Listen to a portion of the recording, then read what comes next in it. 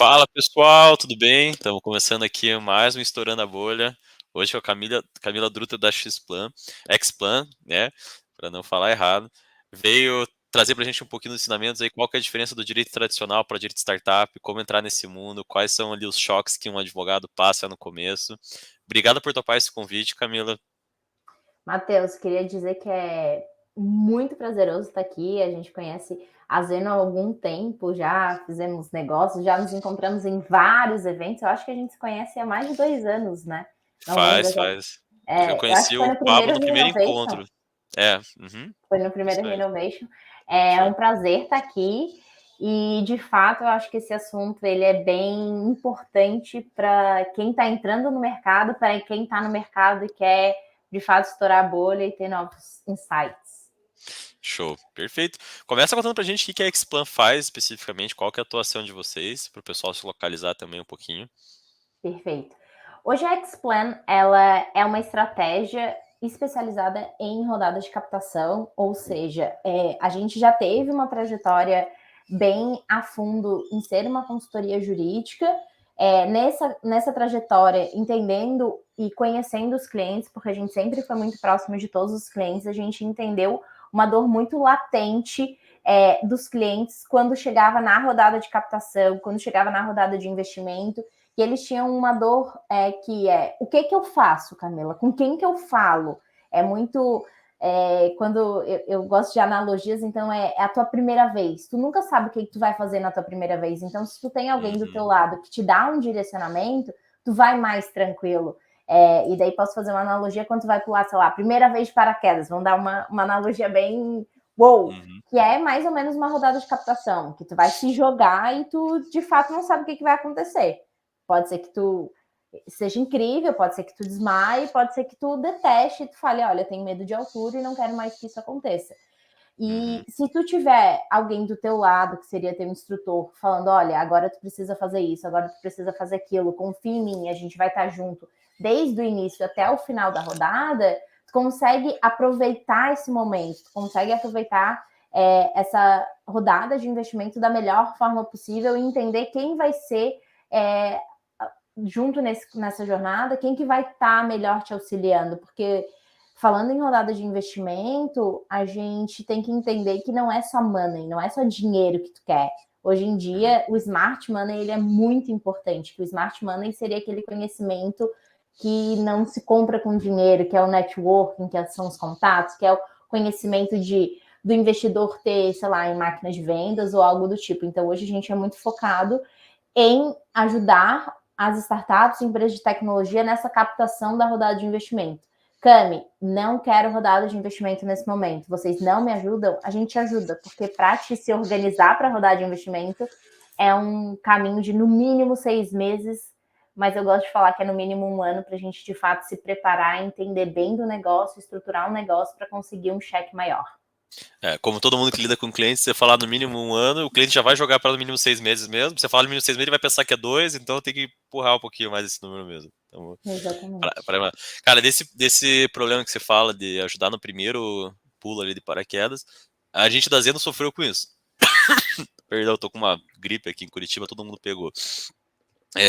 Primeira rodada de investimento que a gente fez, a gente tinha um investidor anjo, que era literalmente um anjo mesmo, um cara que, tipo, papel só PowerPoint, acreditou na ideia, vamos junto, pôs dinheiro pra gente começar, né? Eu não tinha um centavo no bolso, ele que viabilizou tudo. E nós não entendíamos nada de capital, né? Venture capital, próximas rodadas, como é que seria, a gente só tinha a ideia, o produto. E aí, o que a gente combinou, na nossa cabeça fazia super sentido, era como a gente aqui executava, a gente tinha 50%. Como ele era o investidor botando dinheiro, ele tinha 50%. Dois papéis, metade, metade. E aí, quando a gente foi fazer a primeira rodada de captação mesmo, foi com a Curitiba Angels, o primeiro feedback que a gente teve, que os caras, tipo, legal, tá, vamos ver o cap table de vocês, eu não sabia nem que era cap table, deles, não, percentual. Deu, não, tá, metade que o investidor verdade comigo. Aí a conversa acabou ali, né, eles, tipo, não, vocês têm que arrumar isso. E aí foi todo o trabalho de a gente conversar com o investidor, que graças a Deus, tipo, realmente era um anjo, ele realmente queria ajudar a gente, tipo, ele, ao estudar, também Venture Capital entendeu que, não, se eu vou morrer com 50% ou vou reduzir pra gente crescer juntos. E aí deu certo. Mas poderia muito ter dado muito errado esse processo. Então eu acredito muito na importância desse apoio inicial. E assim, ó, Matheus, vocês não são os primeiros e não vão ser os últimos, porque no mercado tradicional de investimentos, de investidor tradicional, e realmente, assim, hoje existe muito mais força de trabalho do que dinheiro no mercado, né? Então, assim, se a gente for olhar para o mercado tradicional. Então, no mercado tradicional, isso faz super sentido. Agora, se tu pensar num longo prazo, não existe isso. E assim, um investidor anjo, ele é super importante numa startup, porque senão ele não vai viabilizar a startup, não tem grana para pelo menos fazer o MVP, testar. Só que ele também precisa entender que ele é uma parte muito pequena. Um VC que vai botar 1 milhão, 2 milhões, sei lá, 15 milhões que a gente já teve cheque aqui dentro, cara, o risco dele em relação ao dinheiro é muito maior. Né? Então a gente precisa, de fato, entender. E quando a gente está muito. Eu falo muito da maturidade empresarial. Então, provavelmente, quando vocês começaram a Zeno, a maturidade empresarial de vocês era esse fogo que a gente tem empreendedor de começar, de fazer, e a gente vai fazer a qualquer custo. No caos, né? Depois se ganha uma musculatura empresarial de entender do negócio, entender de números, entender onde é que tu quer chegar, qual que é o teu planejamento estratégico, e daí tu vai falar, cara, não, só ideia, só vontade, isso não leva ninguém a nenhum lugar. Então, também ganhar essa musculatura empresarial, que daí tu consegue entender o que é cap table, qual é o caminho que eu quero seguir. Eu tenho algumas startups que eu falo, olha, vocês querem rodada de investimento na parte de inovação, de VC? Se vocês quiserem, tem que arrumar cap table. Se vocês não quiserem, tá tudo bem. Beleza, só que né? vocês vão ter que ir para uma rodada de investimento tradicional, porque daí, lá em VC, a gente precisa dos founders, dos sócios que estão na operação com um percentual muito maior, né? Entendi, faz sentido. E uma coisa curiosa é que na parte jurídica tava tudo perfeito, o contrato de mútuo tava lindo, maravilhoso, porque nós três somos advogados, eu, a Ana, né, minha sócia, e o investidor também era advogado, então revisamos, estudamos para fazer o contrato de mútuo. A gente só não sabia as regras de mercado, que eu imagino que seja algo que, para um advogado que está começando, deve ser a parte mais difícil, né? Acho que contrato de mútuo é fácil. Agora, como é que você descobre essas coisinhas do dia a dia, assim, tipo, de quanto que é um parcial de diluição, o que é cap table? E assim, ó, tem várias cláusulas interessantes que tu olha na internet e tu fala assim, agora mesmo com o chat GPT, tu fala, me faça um contrato de mútuo, me faça um contrato de vesting, e daí ele vai te trazer várias cláusulas, só que a gente precisa entender como é que tá o mercado, como é que o mercado tá lidando com isso, né? Então, assim, tem regras que são ditas lá no Vale do Silício e que a gente traz para cá, e tem regras que a gente não traz para cá porque não faz sentido no Brasil, no mercado brasileiro. Então, eu acho que a maior dificuldade que eu vejo, principalmente das advogadas, dos consultores legais que entram dentro da Explain, é esse conhecimento de mercado, porque é um conhecimento muito específico. E daí eu digo isso em qualquer área do direito. Tu vai ter direito civil, tu vai ter direito tributário, tu vai ter direito penal. Pode ir lá na legislação e entender. Só que também precisa entender do dia a dia do mercado, o que está acontecendo. Então, para mim, é uma parte muito difícil, e eu vejo que para todo mundo que entra na Explain, é uma parte difícil da gente sair daquele patamar do direito tradicional, formal, para vir para a área de inovação e tecnologia e falar do cliente de igual para igual e tirar um pouco esse juridiquês, tirar um pouco essas amarras que eu acho que o direito te traz na faculdade, que normalmente não acontece no dia a dia, assim. Então, hoje, se eu for, por exemplo, o Pablo, ele nunca usou um terno e gravata para atender cliente.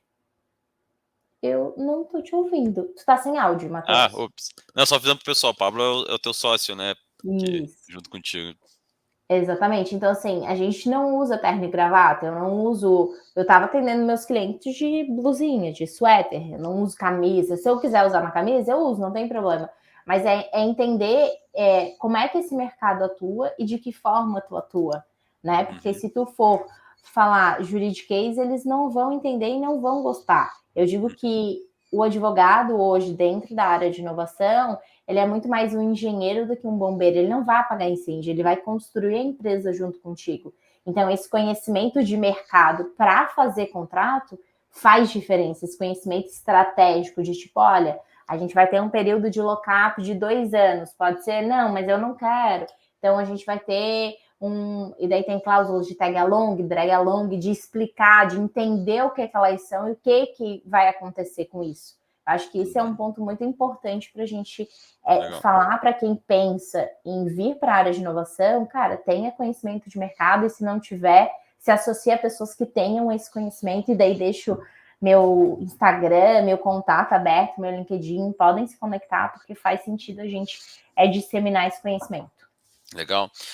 O que eu vejo muito, assim, de pessoal interessado nessa área, não é nem tanto, claro, jogar recém-formado, negócio mais área porque até mais novo, tem viés com tecnologia, mas eu vejo um movimento muito grande de escritórios empresariais que atuam enfim, no direito corporativo tradicional, que agora estão querendo construir suas áreas de startup ali para entrar nesse mercado.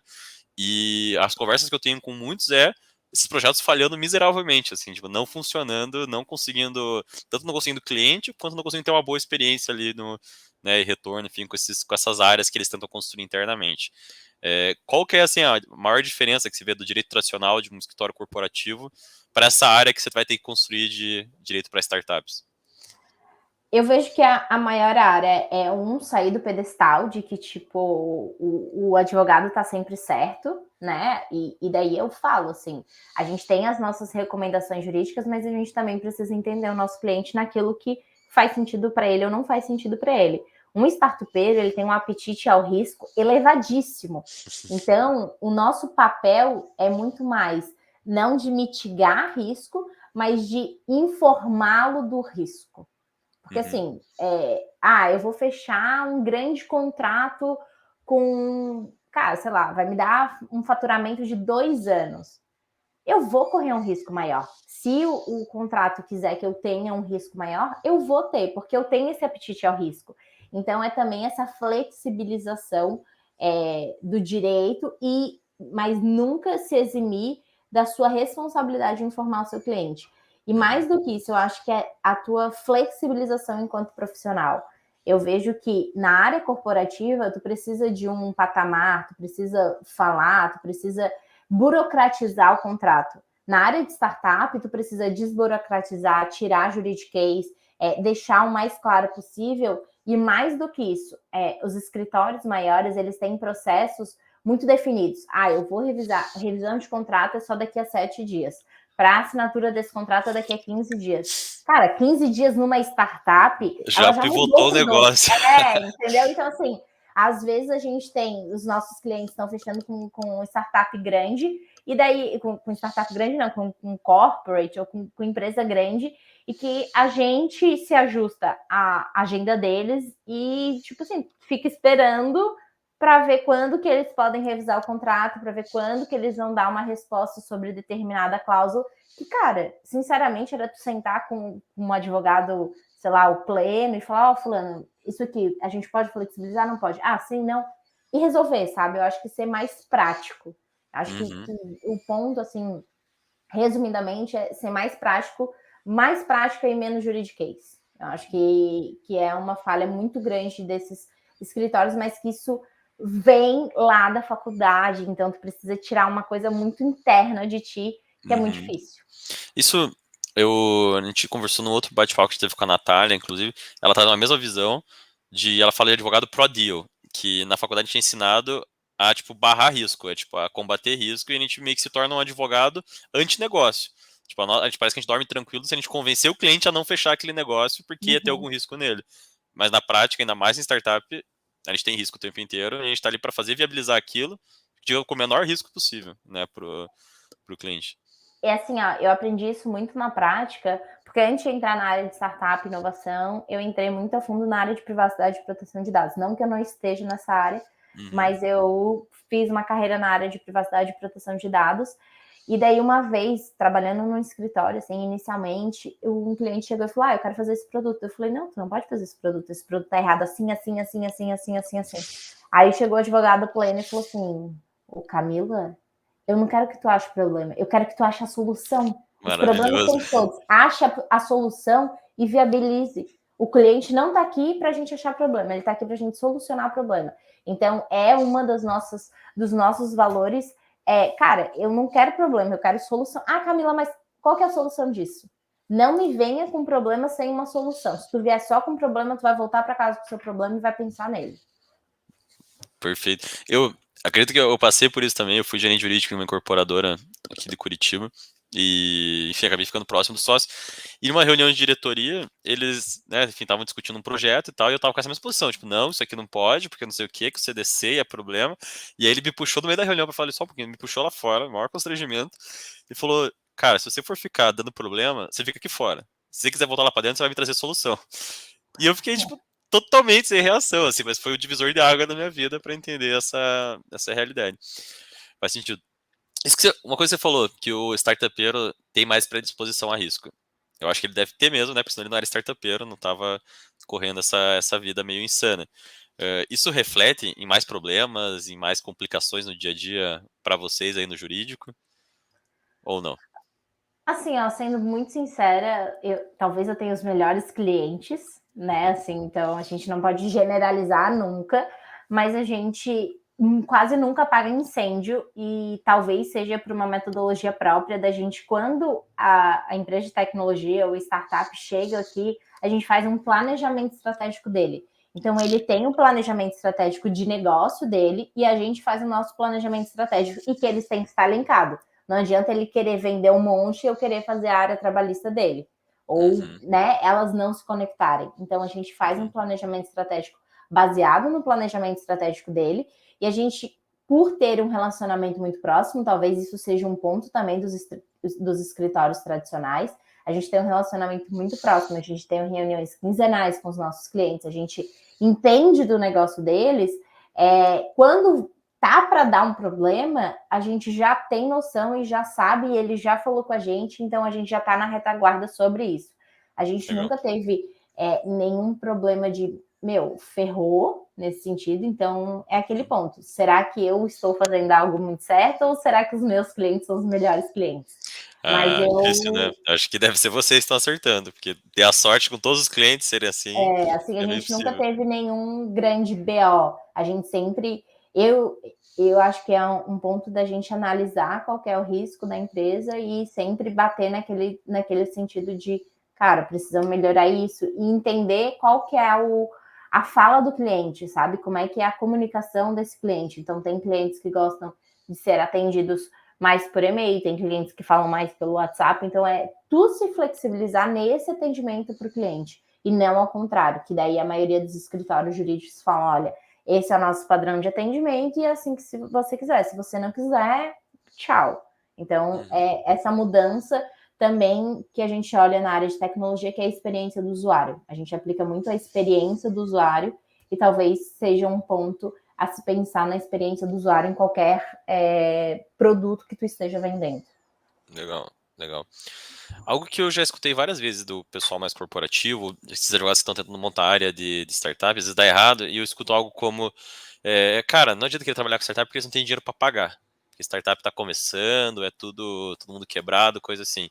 Tipo, na realidade, como é que é isso? Startup tem dinheiro para pagar, não tem? Tipo, dá para monetizar nessa área? Assim, eu estou vivendo há 3 anos, no mínimo, de startup, então eu não concordo muito. É claro que se tu for comparar a área corporativa com a startup, a área corporativa vai te pagar muito mais, vai te pagar um fee de 50, 100 mil por mês, sem problema Uhum, nenhum. Só que eu acho que trabalhar com startup é tu pensar no longo prazo. É pensar nessa experiência do cliente, na jornada do cliente, entender que hoje ele pode pagar um fee mensal baixo, mas lá na frente ele pode pagar um FII mensal maior, tu consegue atender, tu consegue acompanhar o mercado de forma mais rápida, eu entender quais são tendências de mercado através dos meus clientes. Realmente o FII é menos, não tem nem como discutir, mas eu vejo que depende do que tu tá entregando. Se tu for entregar um jurídico básico que só entrega contrato e não explica o que é o contrato, de que forma vai ser, uhum. não, a startup ela não vai ver valor e não vai querer trazer isso como algo essencial e talvez investir nisso. Oxi, Mas eu defendo a área de startup. eu defendo também, pô, tem que defender a gente. Mas eu acho que você tem uma visão muito de longo prazo, né, pelo jeito. Então, essa startup vai crescer e vai, quando crescer, óbvio, vai ter mais orçamento, vai ter mais problema, mais complexidade e a gente vai ir ganhando mais com isso. E até ganhando É, confiança, né? Então, assim, chega um momento que tu fala, cara, meu FII aumentou esse. Tem startups que o meu FII dobrou E aí ele falou, não, mas eu posso começar a te pagar mês que vem? Eu falei, não, pode, tá tudo bem. Ela, não, então tá tudo certo. Para mim, eu não vou mudar minha consultoria. Então, é essa relação de confiança que tu vai criando também, que no corporativo tu não tem. O corporativo, ele é muito mais, tipo, o escritório tal me deu um FII menor, eu vou pro escritório tal e tchau. E Não tem essa adeus. relação. Uhum. Então, quando a startup cresce, vocês têm conseguido, tipo, acompanhar ela nesse crescimento? Tipo, da early stage vai O seguindo ali na nosso jornada. churn é praticamente zero. Nossa, que legal. Tá? Então, assim, é muito. E, assim, eu digo muito que é baseado na experiência do usuário. A gente está sempre buscando fulano de tal, o que tem para melhorar? Eu preciso entender o teu feedback. Então, assim, a gente não faz um NPS, mas a gente busca entender a satisfação do cliente e ver o que é importante para ele naquele momento. Então, é experiência do cliente na veia. Faz muito sentido. E é isso que eu acho que talvez quando você até comentou, o escritório corporativo mais tradicional tenta mexer com a startup, mas não repensou tudo isso, ele tá pegando contratinhos avulsos, não tá fidelizando o cara. Quando o cara resolveu o problema ou tem outro orçamento um pouquinho melhor, vai querer buscar um escritório mais especializado no assunto. E aí a coisa nunca gira para ele, né? Vocês foram por uma linha diferente aí, digamos E assim. assim, a gente recebe muitos clientes que já têm jurídico, que o jurídico tá ótimo, assim, não tem risco jurídico, ou, meu Deus do céu, eles pagaram. A gente recebeu, faz um ano, assim, mas a gente recebeu um cliente que pagava R$ 200 para o jurídico. Eu falei, olha, desculpa, isso não é nem o estagiário, mas ok. E daí ele pegou e a gente recebe muitos clientes de outros escritórios que vêm não pela, tipo, porque eu não gosto do jurídico, porque eu acho que eu tô correndo risco, mas vem por falta de relacionamento com o advogado, por entender que é uma figura importante e que eles não têm qualquer relacionamento. Tipo, pagam um FII e nunca vê o cara. Uhum. Desculpa, Camila, dentro da Explain, não concordo com isso, principalmente para a evolução do mercado que a gente está indo, que em qualquer lugar, se tu tem experiência positiva, tu volta, tu fideliza e tu não quer mais sair daquele lugar. Você consegue dar exemplos pra gente, assim, no dia a dia, o que é essa experiência do cliente, por exemplo? Tipo, como é que Essa se mantém esses experiência pontos do de contato? cliente, a gente tem reuniões fixas quinzenais com os nossos clientes, que são reuniões de check-up, para eu apresentar documento, para eu falar com ele, para entender o negócio dele, se mudou alguma coisa, se ele precisa de alguma coisa, porque na maioria das vezes eles falam, não, tá tudo certo. Quando ele me vê cara a cara, ele fala, Camila, aconteceu um problema assim, assim, assim, assim, ou eu vou fazer um novo produto, qualquer coisa do tipo. Hoje, dentro da Xplan, a gente não simplesmente entrega quero um contrato comercial. Tá aqui o teu contrato comercial, tchau e benção. Não, eu apresento o contrato comercial, eu trago cláusula por cláusula, eu peço para ele revisar para ver se de fato condiz com o produto dele, porque quem sabe mais o produto dele é ele, não sou eu. E daí, condizendo com o produto, ele validando, eu finalizo esse contrato. Normalmente, na maioria das vezes, a finalização do contrato é na entrega. Ele entregou o contrato e tchau, valeu. A pessoa não sabe o que fazer, como assinar, de que forma assinar, o que ele tem que mudar. Cami, eu fiz um contrato comercial, eu deixo grifado o que ele pode mudar, o que ele não pode mudar. Se tiver uma negociação comercial baseado nesse contrato, eu posso estar presente junto com o jurídico dessa outra parte para a gente flexibilizar ou não flexibilizar durante essa negociação. Eles vão falar, não, a propriedade intelectual é minha. Cara, meu cliente ele só quer fechar o contrato, ele é comercial, ele não é jurídico. Ele vai falar, não, tudo bem, pode ficar com a propriedade intelectual. Se eu não tiver presente ou se eu não tiver educado ele vai falar, ok. Senão eu vou falar, não, a propriedade intelectual é nossa. Quem tu quer de propriedade intelectual? Tu quer essa parte que tu vai criar? Beleza, a parte que tu vai criar, a propriedade intelectual é tua e a gente não pode replicar. Mas agora, a parte que a gente criou e que a gente está fazendo, eu vou proteger o meu cliente. Então, eu vejo que as startups, como aconteceu com vocês ali no CapTable, acontece várias violações porque elas não têm esse conhecimento e elas não têm obrigação de ter esse conhecimento. Quem tem a obrigação de ter esse conhecimento e disseminar o conhecimento são os advogados, são as consultorias jurídicas, que normalmente elas ficam num pedestal de tipo, ele precisa de mim, então eu não vou compartilhar o conhecimento, porque senão ele não vai mais precisar.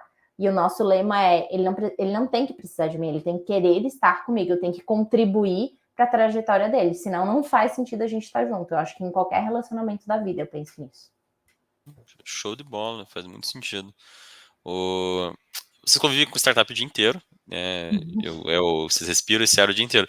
Isso refletiu em mudanças aí dentro, tipo, da Explano, a hora que ela nasceu para hoje, assim, vocês conseguiram implantar inovações aí dentro também? Foram, tipo, mordidos pelo bicho startupeiro também?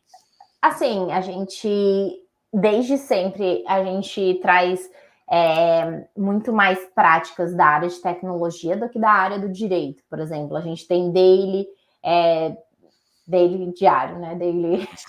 A gente tem Scrum, a gente tem tudo isso que a gente foi implantando de experiência do usuário é muito mais da área de tecnologia, da área de startup, do que propriamente da área do direito, né? Uhum. E eu fui picada, sim, pela área de startup. Hoje eu tenho, além da Xplan, eu fundei o Eu Conecto, que no início era um movimento de empreendedorismo feminino. Hoje a gente é uma empresa que foca na capacitação, networking e negócio, liderados Show, por mulheres. A gente tem mais de 400 mulheres no Brasil inteiro. show. Então, é nesse caminho que daí a gente também vai trazendo outras, vai criando outras startups, vai fazendo parte de outras startups e vai nesse caminho assim. Nessa trajetória vale contar também que a gente foi picado dentro da Xplan, então a gente está criando uma spin-off focada em internacionalização, que o CEO vai ser o Pablo, né, meu Que legal. sócio. A Então, novidade é essa, fresquinha, essa é não a sabia novidade, disso. é fresquinha. Eu não contei, olha, Divulgar. não contei para ninguém ainda, não foi Ah, legal. divulgada. Então, a gente está criando esse spin-off de internacionalização por Xplan. A gente ser um parceiro oficial do governo da Estônia, então a gente está nesse caminho de internacionalização já faz um tempo. E eu acho que foi até no Rio Novo que a gente se conheceu, que a gente fez essa parceria e conheceu o pessoal do governo, tá? Não É, lembro que legal. exatamente. E então a gente está nessa criação dessa spin-off para de fato atender as startups quando elas chegam e falam: quero me internacionalizar, quero sair do Brasil. Ela pensa Estados Unidos, pensa Europa, mas não sabe em que país na Europa, porque assim a gente tem culturas diferentes, aberturas diferentes. Então, assim, muitas vezes, se quem vai te atender já vai ter uma pretensão, tipo, Camila, todo cliente tu vai mandar para a Estônia porque tu é parceiro oficial. Não, eu vou mandar, a gente faz uma. Não é nem curadoria, assim, mas a gente faz uma seleção se faz sentido ou não tu ir para aquele país. Então, ele vai chegar com o produto dele, com as dores e desafios dele, por que ele quer internacionalizar, e a gente vai verificar custos, vai verificar tributação, a gente vai verificar modelo de negócio, onde é que ele vai ser aberto, para ter esse conhecimento de cada país e direcionar ele da melhor forma possível. Então, da mesma forma que a gente faz na Xplan, a gente vai ter essa cultura na internacionalização de direcionar ele para onde de fato faz sentido. Eu acho que a galera é muito mais do mesmo e a gente bate na tecla de ser muito mais andar na correnteza, assim. Que legal. Que legal. Muito legal esse produto. Até porque é algo que, aí eu falando como empreendedor, eu acho que nós brasileiros, a gente tem uma dificuldade de pensar em internacionalização, é algo pra gente muito fora da nossa realidade, porque a gente Sim. sempre aí no Brasil, a gente tem um mercado consumidor gigantesco, é diferente, por exemplo, o Alessio do Pi-Fi comentou uma vez que, por exemplo, em Israel, os empreendedores já nascem tipo, pensando em internacionalizar, porque o mercado deles é pequeno, é um mercado que fala inglês, então é muito fácil de todo mundo de fora vir pra lá, e a gente aqui é mais favorecido nisso. A gente já pensou em internacionalizar várias vezes, não sabia nem por onde começar a planejar isso. E a gente foi deixando de lado esses projetos. E assim, ó, também entender enquanto empresário que a gente compra muito mais produtos internacionais e paga muito mais caro em produtos internacionais do que produtos nacionais. Uhum. Então, a gente entender o nosso mercado e falar assim, cara, se hoje eu atendo só nível nacional, eu cobro X. Se eu atendo nível internacional e nacional e internacional, eu cobro 2x no nacional. Por quê? Porque eu tenho Uhum. uma prova de conceito internacional. Então, a gente Uhum. tem essa cultura brasileira de que o internacional é melhor. Eu não concordo. Uhum. Mas Mas o mercado a gente, funciona. o mercado funciona. Então, a gente tem essa valorização. Então, tu também Uhum. precisa pensar em nível estratégico, empresarial, de às vezes internacionalizar e para melhorar o teu produto interno, ou internacionalizar e ver um novo público de mercado, sabe? Então, Uhum. assim, também ter essa parte estratégica que as pessoas não têm e que daí a gente faz isso dentro da Xplan. Quando chega nesse momento de internacionalizar, a gente manda para essa spin-off de internacionalização que a gente não vai falar o nome ainda. Pô, achei que ia ter o segredo total já. Duas perguntinhas que eu tinha anotado aqui. que são bem comuns para quem está mexendo nesse meio. A ideia de pegar percentual das startups em remuneração por esses serviços jurídicos, pela essa consultoria, vocês praticam isso? É bom, é ruim? Como é que vocês veem essa prática? Vamos lá, depende. Vamos ser bem jurídico, E vem depende. começou a advogada já, depende. Não, mas assim, ó, remuneração por equity nessa parte de assessoramento mensal, de acompanhamento mensal, a gente não faz, porque a gente precisa pagar os nossos boletos, pagar os nossos custos. Agora, quando a gente chega ali na rodada de investimento e que a gente vai fazer todo esse auxílio na rodada de investimento, que a gente chama que vai ser o líder da rodada de investimento, e trazer investidores e fazer essa conexão, a gente pratica e né, pratica essa parte de entrar para o cap table, porque daí a gente também cria um vínculo com a startup de que a gente vai estar assessorando ela e auxiliando ela em tudo que for possível, né? É claro que a gente precisa pensar juridicamente que quando a gente está assessorando mensalmente, a gente precisa de uma certa imparcialidade. Quando a gente vira sócio, a gente perde um pouco dessa imparcialidade, mas a gente vai fazer isso com aquelas empresas que têm valores e ética elevados. A gente não vai fazer isso com empresas que não têm valores e éticas que não são condizentes com aquilo que a gente acredita. Então, eu bato muito na tecla, desculpa te cortar, até Não. dentro de mentoria e startups, aquelas que de fato, cara, querem crescer, têm valores, têm ética, porque se for fazer coisa errada, não contrata a Então, gente. isso que eu ia falar. Eu acho que vocês no dia a dia devem conseguir dar uma proximidade grande das startups para separar isso também, né? Entender qual que é o perfil deles, o que eles estão olhando, tipo, isso dá uma facilidade maior para vocês terem esse contato próximo com eles, né? Exatamente. Entender que se faz sentido ou não pra gente, e até eticamente, se a gente quer estar no cap table ou não quer estar no cap table, se onde é que ela quer ir. Até porque, assim, hoje a gente tem um relacionamento muito próximo com fundos de investimento, com investidores, e é colocar também o nosso nome, quando eu apresento uma startup, é colocar o nosso nome, a nossa trajetória em prol dessa startup. Então, é entender onde é que essa startup quer ir. Se ela quiser fazer coisa irregular, eu não posso colocar meu nome junto com ela. Então, quando eu coloco meu nome junto com ela, eu de fato quero estar com ela nessa trajetória longa que ela vai ter. Faz muito sentido. Faz muito sentido. A outra pergunta que a gente escuta com frequência é onde conseguir startups? Tipo, como é que vocês hoje fazem prospecção? É marketing digital? É eventos? O que vocês mais utilizam? Olha, eu queria que os marqueteiros e as pessoas especialistas em processos comerciais não me matassem. Mas, assim, falando muito verdadeiramente e abertamente, hoje a gente trabalha com indicações. A gente vive de indicações. Ah, Camila, mas isso não vai ser rentável a longo prazo, porque vai chegar um momento que tu não vai ter indicação. Durante toda essa história da Xplan, a gente só viveu de indicação. Hoje, a gente está num programa de ir para Google Ads, a gente recebe alguns contatos através do Google e tudo mais, até porque a gente estudou como é que se posiciona. E daí essas indicações é fruto também de um relacionamento que a gente faz. Eu sou uma pessoa apaixonada pelo networking, então eu estou sempre em evento, inclusive, não sei se vocês vão estar aqui no Startup Summit, precisam estar as pessoas.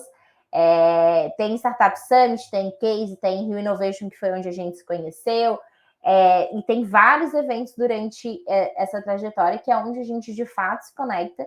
E falando mais uma vez, para quem quer se conectar, quem quer entrar na área, não vá para um evento só pensando em tirar proveito desse evento. Vai para o evento e até networking, a base do networking é tu entregar alguma coisa para de fato a pessoa lembrar de ti, que são gatilhos mentais. Então eu chego num relacionamento, eu vou fazer um networking, vou fazer qualquer coisa, eu penso na que eu posso ajudar essa pessoa. Porque daí a gente tem um gatilho de reciprocidade, porque quando a gente pensa em só ganhar e só a gente receber, tu não vai ter um relacionamento bom. Então tu não vai ter uma rede de networking boa. Eu foco há muitos anos nessa rede de networking. E essa rede de networking me traz muita indicação, me traz muita startup, me traz essa, né? Ele alimenta muito o meu funil. Então, eu acho que esse é o caminho, mas é difícil achar startup para quem não está no mercado.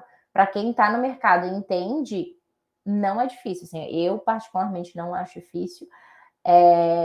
LinkedIn. Então, assim, se for dar uma dica bem prática, se conecte no LinkedIn, entenda de LinkedIn e vá atrás de quem de fato decide, vá atrás do CEO, converse com o CEO, mas quando for conversar com o CEO, entenda do negócio dele, então pesquise previamente, né, nesse sentido. Não, faz sentido. Eu como, né, perdão, a Zeda é uma empresa do marketing, né, então a gente trabalha com marketing jurídico, e mesmo assim eu concordo 100% com você. Nessa área de startup, eu acho que é muito difícil fazer uma campanha de marketing que vai ser tão efetiva quanto uma indicação, né? Você pode até trazer contratos menores para coisas pontuais, mas quando você trabalha com a indicação, e aí não é indicação não Gente, né? estratégica, tipo, exatamente, porque eu vejo situação lá, a gente depende de indicação. Que é aquela coisa, tipo, eu tô esperando um cliente me indicar Não. para outro e coisa assim. Mas você usa a indicação como uma estratégia efetiva, né? Você vai prever, E assim, mostrar ó, eu network. indico os meus clientes, né? Então, assim, eu tenho um bom relacionamento, eu entendo de todos os negócios dos meus clientes. Então, assim, quando um cliente meu tá precisando de um produto que outro cliente eu indico. Ou eu indico parceiros. Então, eu crio uma rede, de fato, de negócios, que é uma das bases também da minha outra empresa, que é o Eu Conecto. Então, a gente cria esse fomento de negócios, sabe?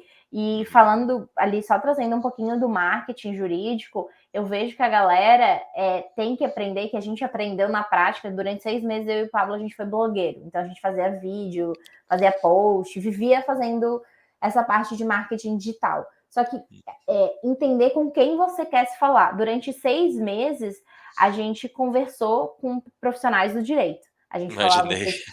Entendeu? Então, assim, não. Então, eu falo com todo mundo que me pergunta, tá, mas e o teu marketing digital? Eu falo, gente, com quem vocês querem falar? É a primeira pergunta. Quem que é o público de vocês? O público de vocês são outros advogados? Ok, eu falo de juridiquês. O público de vocês é startup? Ele não quer saber, tipo assim, até quer saber uns termos, mas tipo, o que é startup?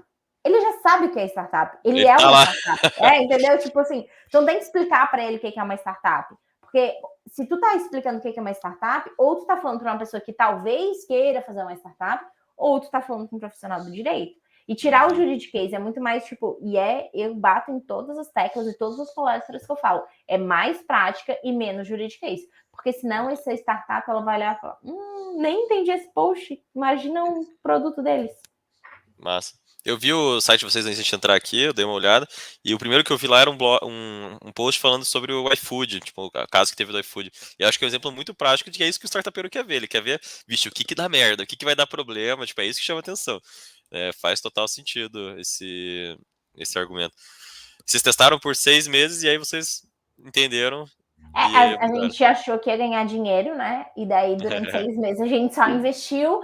Eu falei, tá, mas a gente tá investindo há 6 meses e a gente não tem um cliente. O que O que tá né? Tipo acontecendo? assim, não tá dando. E assim, eram produções audiovisuais maravilhosas, que a gente foi reconhecido, tipo, meu Deus, o vídeo de vocês é maravilhoso, nananana. Só que assim, eu preciso de dinheiro. Hoje, se a gente fizesse essa produção audiovisual, daria muito mais retorno. Só que daí a gente já entendeu e coloca isso na estratégia do negócio. O que é importante? O que é prioridade nesse momento? Onde é que você quer chegar? De que forma você vai chegar? O vídeo, tu gasta, sei lá, 2, 3 dias. Se tu não tem grana, tu vai fazer, tu vai editar, tu vai... E daí tu gasta 3 dias para ter um vídeo que, sei lá, tem 1000 visualizações. Meu, Camila, 1000 pessoas visualizaram. Tá, e quantas dessas compraram? Quantas dessas falaram contigo? Uma falou comigo. Eu falei, ela comprou? Não. Eu falei, então corta. Isso é um gasto. Isso não é um investimento.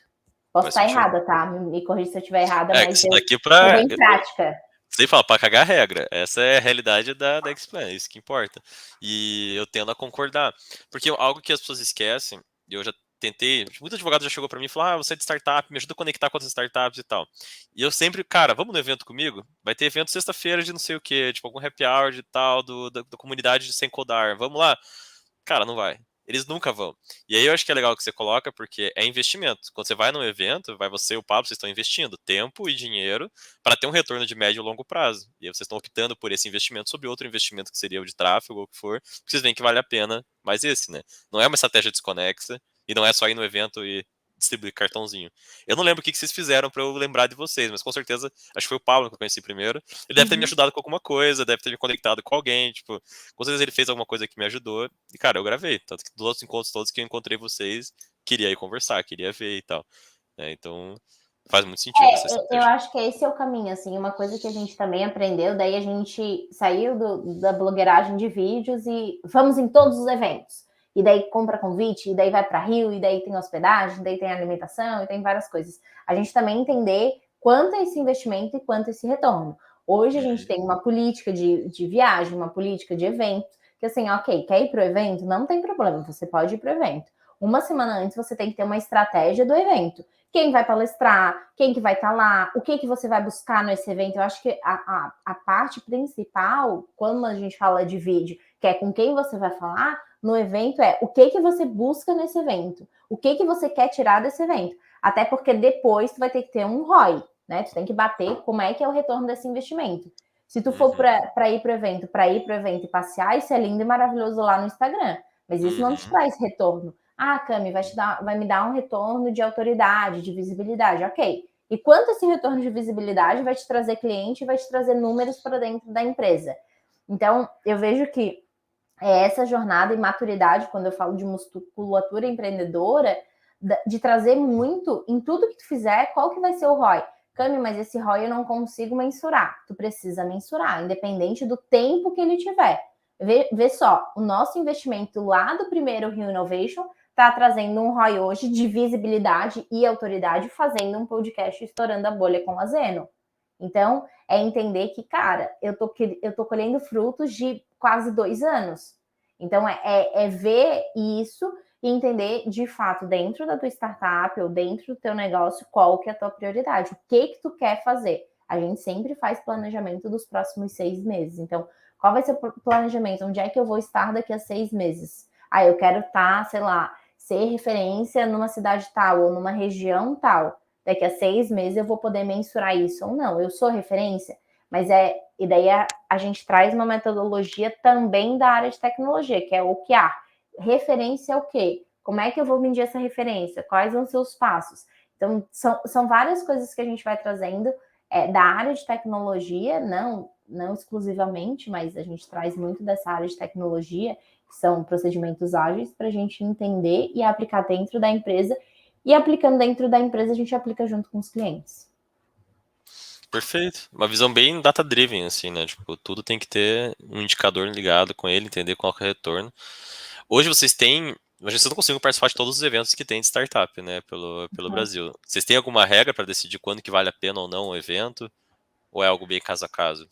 Assim, ó, na maioria dos eventos a gente palestra, então esses eventos a gente acaba indo, né? Como a gente está com uma equipe maior, agora a gente está num planejamento de quem que vai, né? E tipo, qual que é o perfil dessa pessoa, qual que é o perfil desse evento. E daí a gente tem as regras muito de conhecimento do evento. Cara, é um evento que tem mais startups, é um evento que não tem tanta startup, é um evento novo que a gente pode se conectar com novos parceiros, é entender o que o evento quer dizer. Por exemplo, a gente foi num evento, não, e assim, deixando muito claro, não falando mal do evento, o evento foi muito bom. Vixe, ó, Lá queimou do vem, evento, lá coitado. vem. Não, um evento é muito bom, mas é um evento voltado para sustentabilidade que acontece, não vamos falar, que a gente daí não precisa falar do nome do evento, mas era um evento voltado para sustentabilidade. Eu, quando recebi o convite do evento, fui para o evento, eu só fui pensar e entender que era um evento de sustentabilidade quando eu cheguei lá. Então, os palestrantes eram de sustentabilidade, tinha, sei lá, 20 startups expondo. Hoje eu entendo que não é um evento para mim. Talvez esse evento mudou da primeira edição para a segunda, que eu não fui na segunda, mas naquele momento não era um evento para mim. Então eu não pesquisei o evento, eu não vi se ele tinha o mesmo ideal e as mesmas comunicações do que onde eu quero alcançar. Então, se você é uma empresa que você quer entrar na área de tecnologia e inovação, ir para evento é bom. 1, para ver palestra. 2, para se conectar com as pessoas. E 3, para ver as empresas que fazem o mesmo serviço que tu, de que forma elas estão fazendo. Uhum. Legal, fazer o benchzinho básico. Entendeu? Eu acho que Legal. a galera compra muitos eventos. Ah, tem esse evento. Tá, mas o que ele vai te trazer? Porque evento é o que não falta hoje em dia, né? Sim, sim. Isso até a gente faz uma peneira, a gente ganha muito ingresso de graça para evento, por ser startup, né? E aí, se a gente começa, ano passado, a gente simplesmente foi muito evento, e esse ano a gente sentou e repensou, tipo, cara, Até porque, quando que assim, vale a ó, pena a ou não? gente ganha o convite, daí a gente fala, nossa, ganhei o convite. Tá, mas Mas você assim, gasta. o evento tem, se não for na tua cidade, tu tem deslocamento, tem Uhum. alimentação, tem hospedagem, E e tem daí, tempo, tipo né? assim, e tem tempo, porque quando tu tá no evento, não atende teu cliente. Então, tu tem Uhum, que ter uma equipe atendendo e resolvendo esses problemas. uhum. Então, como é que vai ser esse planejamento? Então, esse é o ponto essencial de que a pessoa estratégica ou o CEO do negócio precisa, de fato, refletir sobre isso. Perfeito, perfeito. Estamos estourando nosso tempo aqui. Se deixar, a gente fica conversando para sempre. Quer deixar um recado final para quem está começando a estruturar uma área de startups, um advogado que está começando a abrir um escritório olhando para isso? Qual que é a dica principal que você deixa? A pessoa que está começando uma startup, pensar em validar seu produto, né? Ah, sou startupeiro, valide seu produto. Pode ser uma validação tranquila por um formulário, mas valide, entende o que o mercado quer. Não crie um produto da sua cabeça que você compraria. Você não é o público inteiro, então a gente não pode generalizar, né, o público por você. Para os advogados que estão começando e que querem entrar na área de inovação, se conectem com profissionais que já estão na área, perguntem, até porque esses profissionais que são na área, eles já passaram por esse momento. Então, eles são totalmente abertos a se conectar, a conversar, a dar dicas nesse caminho e me coloco à disposição de novo. E eu trago de novo a frase: mais prática e menos juridiquês. Então, entenda mais do mercado do que o jurídico você já tem por causa da faculdade. Né? É um jurídico próprio, são terminologias próprias dentro da área de inovação e tecnologia. Tu vai ter que ter esse conhecimento? Vai. Mas tu pode ter esse conhecimento através de parcerias, tá? Legal, legal. Perfeito. E o pessoal pode encontrar você como para conversar, encontrar a Xplan? Pode me encontrar no LinkedIn, sou super ativa no LinkedIn, apesar de não ter tantos posts, mas pode me conectar no LinkedIn, Camila Dutra. Pode me conectar no Instagram, Cami Dutra. E pode se conectar com a Xplan Consultoria, e a gente está sempre ativo. Me conectem. As mulheres também, que eu falei da minha outra empresa, eu conecto com 2 Os, podem me conectar, porque a gente de fato quer, além de desmistificar o direito na área de tecnologia, a gente também quer dessa capacitação e essa musculatura empreendedora para as mulheres também. Perfeito, perfeito, Camila. Obrigado por ter vindo. Para quem, né, não conhece a Zeno ainda, @somosZeno, em todas as redes você consegue encontrar a gente assim. Vai ser um prazer conversar também. E até a próxima, pessoal. Muito obrigada.